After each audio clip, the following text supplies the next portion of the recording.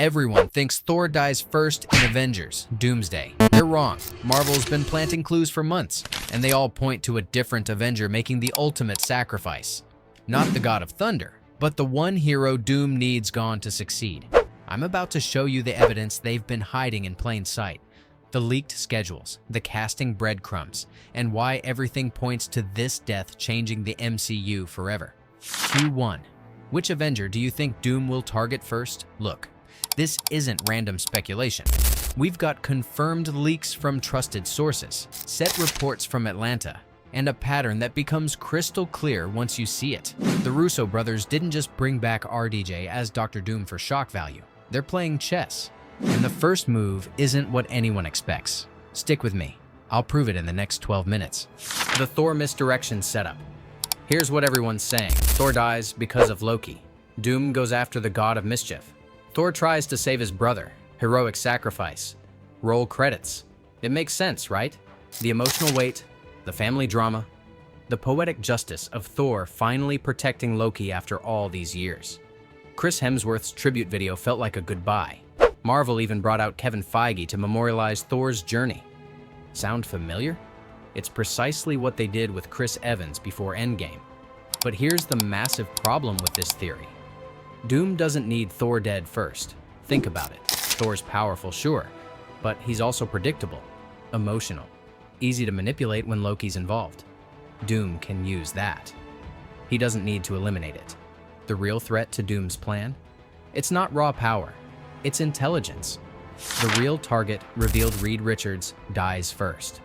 Not Thor, not Captain America, not even Spider-Man. The most intelligent man in the Marvel Universe gets taken out before he can figure out Doom's endgame. Here's why this makes perfect sense. Reed Richards isn't just another hero joining the roster. He's the one person who consistently outsmarts Victor Von Doom. In the comics, in every adaptation, in every universe where they've clashed, Reed is Doom's intellectual equal, sometimes his superior. Q2. Did you know Reed Richards has defeated Doom more times than any other hero? In the MCU, Pedro Pascal's Reed is being positioned as the scientific backbone of the new Avengers. The strategist, the problem solver. Doom knows this, which is why Reed has to go first. The evidence stack clue number 1. The Fantastic Four, First Steps releases July 2025. Avengers, Doomsday drops in December 2026. That's barely 18 months to establish Reed as a major player, then kill him off. Marvel doesn't waste time. If they're fast-tracking Reed's introduction, it's because his role in Doomsday is crucial. Clue number 2, Pedro Pascal's schedule. Multiple reports suggest Pascal has a limited commitment to the MCU. The Mandalorian, The Last of Us, major film projects. Pascal's booked solid through 2027. Q3. What if Marvel planned Reed's death around Pascal's availability? Clue number 3, the comic precedent. In the 2015 Secret Wars comic, the storyline Doomsday is adapting. Reed Richards dies early, not in the final battle, but in the setup. His death triggers the multiversal collapse that creates Battleworld. Clue number 4, the Franklin Richards connection. The Fantastic Four post-credits scene reportedly shows Doom kidnapping Franklin Richards, Reed and Sue's son. That's not random, that's personal. Doom doesn't want Franklin just for his power. He wants Franklin as leverage against Reed, as bait for a trap. How it actually happens. Picture this scenario, and I want you to really visualize it. The Fantastic Four arrive on Earth 616. Reed immediately starts analyzing the multiversal incursions. He's close to a solution, maybe too close. Doom realizes Reed's about to crack the code, about to find a way to stop the collapse without Doom's intervention. So he strikes first, not a dramatic battle, just cold, calculated elimination of the biggest threat to his plan. Q4. How would Doom eliminate Reed without alerting the other heroes? Here's the brilliant part. Doom uses Franklin as bait. He puts Franklin in a situation where only Reed can save him. This is a scientific puzzle that requires Reed's specific expertise. Reed knows it's a trap. Sue knows it's a trap. The whole team knows it's a trap. But Reed goes anyway, because he's a father first and a genius second. And that's how the most intelligent man in the Marvel Universe makes the dumbest decision of his life. The emotional impact. Here's why Reed's death hits harder than Thor's would. Thor dying for Loki? That's expected. Heroic. Noble. The kind of sacrifice we've seen before in superhero movies. We've been conditioned to expect the warrior's death. The god is going out in a blaze of glory, the final stand against impossible odds. But Reed Richards, the brilliant scientist, the devoted father, the man who could have saved everyone, dying because he was too smart for his own good, that's terrifying. Q5. How would you react if the smartest hero dies first? It tells the audience that intelligence isn't enough, that being right doesn't guarantee survival, that Doom isn't just powerful, he's ruthless. Sue Storm's reaction alone would be worth the price of admission. The Invisible Woman unleashing her full power in grief and rage, that's box office gold. The ripple effects. Reed's death doesn't just remove a hero, it removes hope. Without Reed's scientific expertise, the remaining heroes are flying blind. They're reacting instead of planning, fighting instead of thinking. Q6. Can the Avengers win without their smartest member? Thor becomes more reckless without Reed's strategic input. Tony Stark, if he appears as a variant, lacks Reed's multiversal knowledge. Even Doctor Strange struggles with the science behind the incursions. Doom doesn't just eliminate a threat, he removes the solution. The counter-arguments. But Reed just got introduced. Marvel won't kill him immediately. Actually, they will. Marvel's not afraid of shocking deaths anymore. They killed Quicksilver in his debut film. They killed half the universe in Infinity War. Pedro Pascal is too big a star to waste. That's precisely why it works. Killing a major actor's character in their second appearance? That's the kind of bold move that gets people talking. Q7. Would Marvel really kill Reed Richards this early? The Thor fake-out strategy. Here's the brilliant part. Marvel wants you to think Thor dies first.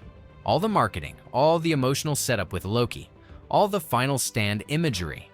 It's misdirection. Chris Hemsworth's tribute video? That's not foreshadowing his death in Doomsday. That's setting up his death in Secret Wars. Or maybe not at all. The thank you, the legacy of Thor montage could just be acknowledging his journey so far. Preparing fans for a new chapter. Not the final chapter. Thor's death comes later. Maybe in Secret Wars. Maybe in Thor 5 set in Valhalla. Maybe he doesn't die at all. Just retires to New Asgard. But Reed dies in Act 1 of Doomsday. Quick, shocking, and absolutely devastating. The audience expects the warrior god to fall in battle. They don't expect the brilliant scientist to die solving a puzzle. The business logic. From a storytelling perspective, this makes perfect sense. You establish Reed as the solution to the crisis only to remove him before he can solve it. Classic dramatic irony. You give Pedro Pascal a memorable, impactful role without locking him into a decade-long contract. He gets to play a hero and a martyr. You set up Sue Storm as a major player going forward, the grieving widow with incredible power and nothing left to lose. You create a genuine sense of danger. If Reed Richards can die, anyone can die. From a business perspective, it's genius. Pascal's schedule constraints become a narrative feature.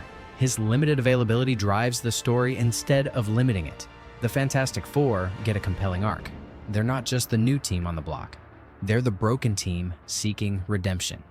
And Marvel gets to subvert expectations. Everyone's prepared for Thor's heroic sacrifice. Nobody's ready for Reed's tragic miscalculation. The comic book precedent deep dive. Let's talk about the 2015 Secret Wars comic in detail, because it's the blueprint for everything that's coming. In that storyline, Reed Richards and his Council of Reeds, alternate versions of himself from across the multiverse, work desperately to prevent the collapse of all reality. They fail. Not because they're not smart enough, not because they don't have the resources, but because they run out of time. The incursions accelerate faster than they can solve them. Reed watches universe after universe die, including his own. In the final moments before Earth-16 collides with Earth-1610, Reed makes a desperate choice. He builds a life raft, a way for a handful of heroes to survive the end of everything. But he doesn't make it onto the raft himself.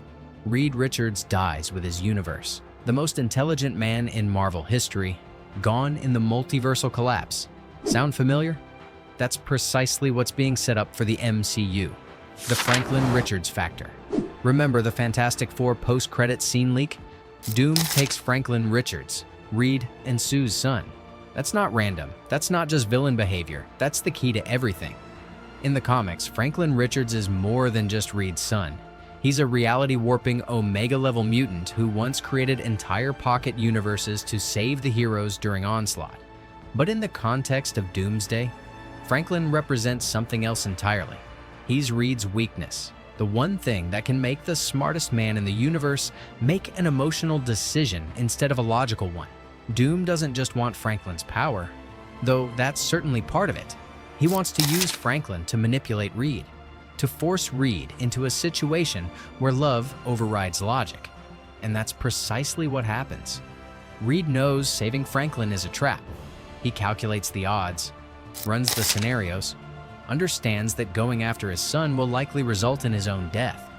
But he goes anyway, because he's a father first. The prediction sequence. Here's exactly how it happens, and I want you to picture this scene by scene. Scene 1, Reed's laboratory. He's analyzing multiversal data when he detects Franklin's energy signature. His son is alive, but trapped in a collapsing pocket dimension. Scene 2, Sue begs Reed not to go. She knows it's a trap. The whole team knows it's a trap, but Reed's already calculating rescue scenarios. Scene 3, Reed enters the pocket dimension. It's a maze of scientific puzzles, each one explicitly designed for his intellect. Doom's not just testing Reed's love for his son. He's testing Reed's pride in his own genius. Scene 4. Reed solves puzzle after puzzle, getting closer to Franklin, not realizing that each solution is actually destabilizing the dimension further. Scene 5. Reed reaches Franklin just as the dimension collapses. He has enough energy to save his son, or himself, not both. Scene 6.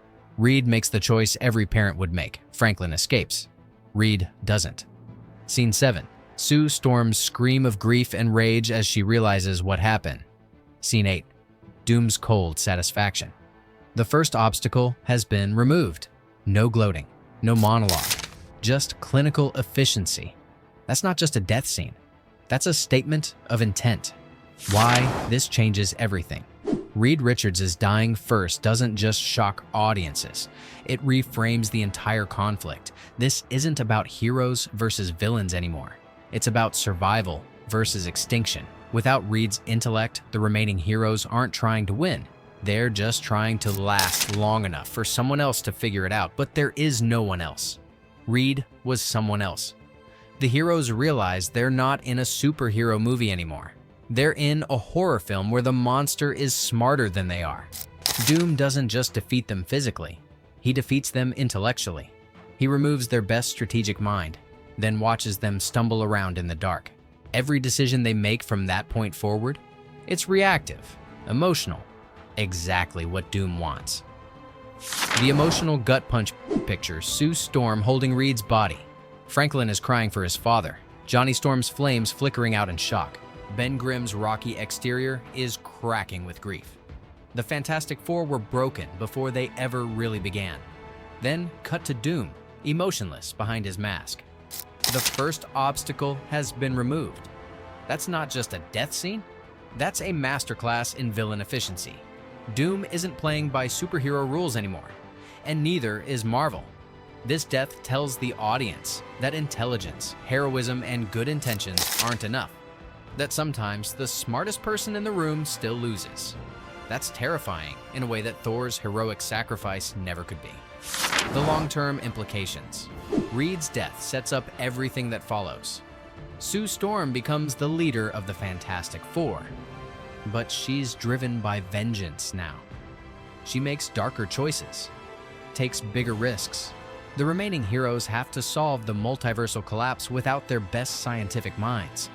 They're forced to accept Doom's solutions because they can't create their own.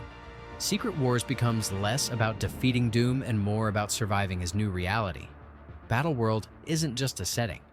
It's a prison designed by the smartest villain in the multiverse. And when the dust settles, when reality is restored, Reed Richards stays dead. Because some sacrifices are permanent. Some losses can't be undone. That's the price of stopping doom. The heroes win, but they lose the one person who could have found a better way. So everyone expects Thor to die first. The god of thunder is making his final stand against impossible odds. But the real tragedy? The brilliant scientist who could have saved everyone was dying because he loved his family too much to think clearly. Reed Richards dies first, and the multiverse dies with him. That's not just a plot twist. That's a masterpiece of misdirection. Marvel's trained us to expect the warrior's death, the heroic sacrifice, the noble last stand. They haven't trained us to expect the father's choice, the scientist's miscalculation, the genius's fatal flaw. What do you think? Does Reed Richards die first in Doomsday? Or am I completely wrong about Marvel's plan? Are you ready for the smartest hero to make the dumbest choice? Can the MCU survive without its greatest scientific mind? Drop your theories in the comments. Tell me which death would hit you harder, Thor's heroic sacrifice or Reed's tragic miscalculation. Hit that subscribe button if you want more deep dives like this. Because Doomsday is coming, and nobody's prepared for what Marvel's really planning. And remember, in the multiverse, anyone can die. Even the heroes we just met. Even the ones who should know better. The question isn't whether heroes will die in Doomsday. The question is which death will hurt the most. I just gave you the answer.